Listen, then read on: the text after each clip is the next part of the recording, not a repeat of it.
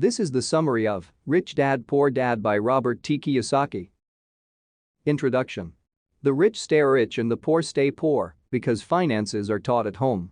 A talented, brilliant individual can still struggle financially if they are raised with a poor mindset. Once there were two dads. They both excelled in their respective careers, but one always struggled financially while the other prospered. These dads had very different opinions. One focused on getting an education, finding a great job, benefits, and security. The other focused on creating companies and wealth rather than working for them. One was a rich dad and the other was a poor dad. A financial education is far more powerful than money because money is fickle, it comes and goes. But if you understand how it works, you know how to get it back when it goes. You don't work for money, you make money work for you. Rich Dad teaches 6 main lessons about money, and they are as follows. Lesson 1. The rich don't work for money. Poor Dad was a teacher. He made decent money, but usually struggled to pay his bills. He claimed not to care about money, saying that he enjoyed teaching, and that was enough. Poor Dad was insistent that a good education and a great job are the keys to success. Rich Dad did not have an education, but he ran several successful companies around town. He believed that rich people make money work for them, while everyone else works for money. Rich Dad explained that most people are motivated by fear and desire. They fear not having enough or running out of money, and that fear motivates them to get a job and keep going back. When they get their paycheck, their desire kicks in as they imagine all of the things money can buy. Once they have spent their money, they feel the fear once again. And the cycle continues while people become wage slaves, always dependent on a boss in a never-ending rat race. Fear and desire are emotions that can rule our lives. We can react to these emotions, or we can pause and think about our options. When you live your life according to emotional reactions to fear and desire, all you look for is a paycheck. Since that is all you look for, that's all you will ever see. Rich Dad wanted to see other opportunities to let money work for him, not the other way around. Lesson 2. Why teach financial literacy? Wealth is not about how much money you make. It's about how much of that money you get to keep, and you can't understand how to keep your money without financial literacy. Poor Dad focused on a typical education, while Rich Dad prioritized a financial education. The foundation of your financial literacy is learning the difference between an asset and a liability, something most poor or middle-class individuals do not understand. The rich accumulate assets, which put money in their pockets. Everyone else acquires liabilities, which take money out of their pockets. Many people fall into a cycle of building liabilities without even realizing it. Homeownership is a great example. Many young couples assume that a home is a great asset, so they buy one and then fill it with things, increasing their expenses. If they get more money through a promotion or an inheritance, they immediately buy a bigger home and begin the cycle all over again. Their home isn't providing money, it's costing money. Thus, it's a liability.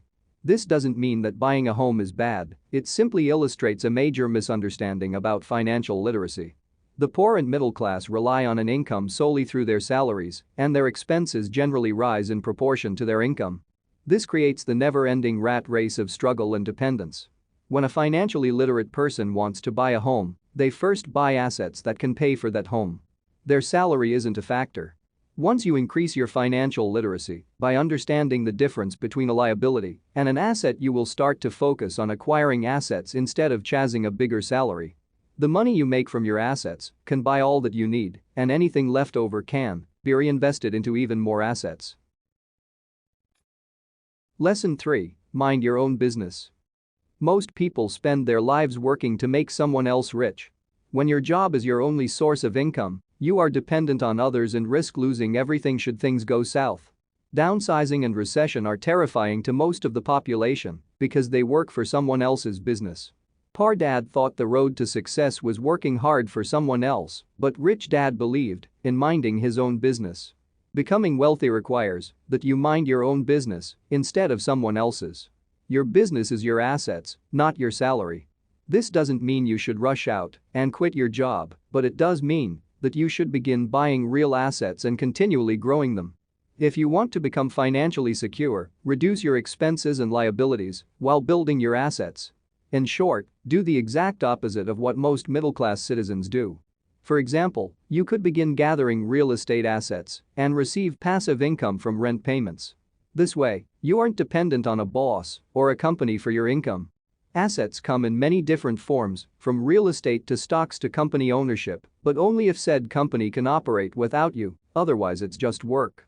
Not every asset is right for every person.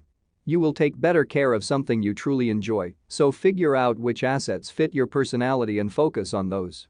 You can keep being a great employee, but mind your own business as well. Lesson 4: The history of taxes and the power of corporations. Poor Dad knew a lot about history, but Rich Dad knew the history of taxes. Americans were originally anti-tax, but they eventually changed their tune. The idea was similar to Robin Hood: the rich would be taxed to support the poor. But the government soon needed more and more money, so the tax laws trickled down to the people who would suffer the most. Now, taxes are a burden on the middle class, but not on the rich, because they have found their way around taxes. When individual employees work, they have taxes taken out of their paychecks and then receive whatever is left over. Corporations, on the other hand, spend what they want on their pre-tax earnings and then are taxed on whatever they did not spend. The rich discovered this loophole and began forming corporations to hold their money. What many people don't realize is that corporations aren't necessarily big companies with employees in giant buildings, they are simply folders with a few legal documents. Having financial knowledge allowed the rich to find this loophole in the system, making them even more rich. Meanwhile, the financially illiterate middle class are forced to get by with whatever is left over after the government takes their portion. There are plenty of other loopholes that increase the wealth of whomever has the financial education to take advantage of them. Rich Dad believed that the longer and harder you work as an employee, the more you are losing to the government. As a young man, he used his corporate salary to buy more and more assets, and he created a corporation to hold those assets. Soon, Rich Dad was paying for the things he needed and wanted with his pre-tax corporation earnings, while his taxed salary was reinvested into more assets. Meanwhile, poor Dad struggled to make ends meet on the little he had left over after taxes. Lesson 5: The rich invent money. Throughout our lives we are told to work hard and save some of our money. This is certainly what Poor Dad advised. But Rich Dad had other ideas. Rich Dad knew that simply working your whole life and setting aside a bit of money was missing out. In a fast-changing world, new opportunities to make money are popping up every single day. And, unlike in the past, we can now make money simply by our intellect and ideas. Rich Dad advises financial literacy in order to notice, understand, and take advantage of all these opportunities.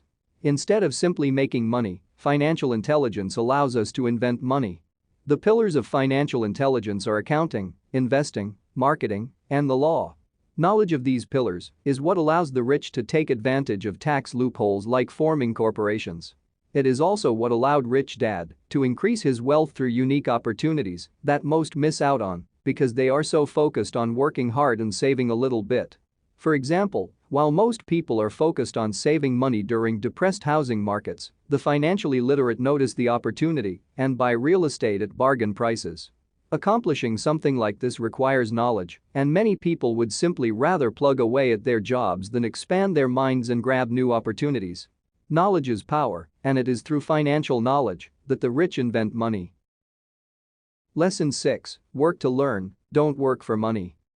Poor Dad spent his life specializing in a single field, but Rich Dad knew that specializing limits options.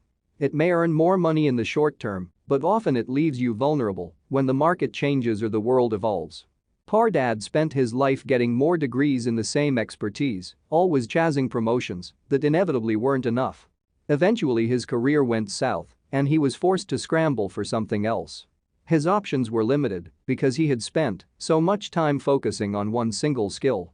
Rich Dad sought new roles every time he mastered his previous one. His goal was to learn to manage a few key areas that are vital for financial success: cash flow, systems, and people. Some of the roles didn't offer a lot of money, but the knowledge he gained provided the long-term success he wanted. Rich Dad valued jobs for what you learn, not what you earn. There are countless brilliant and talented people in the world who will continue to struggle because they don't know anything outside their specialty. Often, all these people need is some knowledge of marketing or communications, but most of them view these extraneous subjects as a waste of time. Instead of learning a lot about one subject, learn a little about a lot of subjects. Work to learn, and you will have the skills for financial success. Overcoming obstacles. If you gain the necessary knowledge to be financially literate, there are still some roadblocks you may face. These obstacles often keep educated people from ever becoming wealthy. The first is fear. Most people fear losing their money, rich people included. The difference between the rich and poor is not fear, but what they choose to do with that fear. You can play it safe, or you can take big risks. You can let failures defeat you, or let them teach and inspire you. Financial winners use their failures to inspire more wins, and this makes them unafraid of losing. The next is cynicism. There will always be doubts, both in our minds and from the people around us. Those who are too afraid to take their own risks are more than happy to tell you not to take yours. But the wealthy overcome that cynicism. When everyone else is talking doom and gloom, they are taking advantage of depressed markets through excellent deals. Don't criticize, analyze. Another obstacle is laziness. This doesn't necessarily look like sitting on the couch all day and refusing to get a job. Often, the laziest people are very busy because they know this excuses them from making the effort in other areas. Poor people often claim, "I can't afford it," which gives their minds an excuse to shut off. Instead of shutting down, they could ask, "How can I afford this?" and get their minds working on a solution. The last obstacle is arrogance. According to Rich Dad, what we don't know loses us money, and arrogance is the assumption that what we don't know isn't important. This means that when you are arrogant, you will lose. Fight ignorance and arrogance by actively seeking to educate yourself on the topics you don't understand. Getting started. If you want to learn how to free yourself of the rat race, there are some steps you can take on the road to wealth and independence. First, find a motivation bigger than yourself. The road to wealth isn't always easy, but if you have a personal, emotional reason for wanting to succeed, you will stay strong during the hard times. Next, reinforce your goals every day by remembering your motivation and speaking positively to yourself. Affirm your ability to find financial freedom. Choose your friends wisely. Cynical and fearful friends will start to drain your courage and motivation, but brave, financially intelligent friends will inspire you. You'll also have the opportunity to exchange ideas, and they will motivate you to always keep learning, an essential aspect of remaining successful. Most people pay all of their bills and creditors, leaving themselves with whatever is measly amount is left. But Rich Dad paid himself first. If there wasn't enough to go around, the pressure from his obligations inspired him to work harder or find creative ways to increase his income. Adopting this policy also forces you to think long and hard about the liabilities you're willing to take on. Use assets, rather than debt, to fund luxuries. Most people go out and get a loan when they want a bigger house or a new car, but this increases their liabilities and makes them desperately dependent on the rat race. Build up your assets and reward yourself with luxuries paid for by those assets. Finally, seek out a financial hero or several. You may know them personally or simply read their books and watch their speeches. Financial heroes can educate and motivate you to accomplish your goals. Conclusion. Poor Dad thought a college degree, a good job, and hard work were the keys to success. Rich Dad valued education, but he believed that a good education included a financial education. Poor Dad spent his life working for earned income and encouraged others to do the same. Rich Dad understood that earned income is only one avenue and that passive income and investment portfolios are the real keys to financial independence. Having your money work for you means building passive income.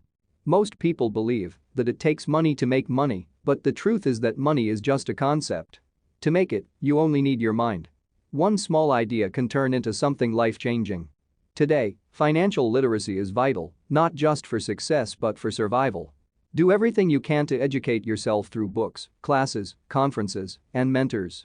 Your greatest gifts are your mind and your time. Use them wisely. Educate yourself, acquire assets, and build a wealthy future.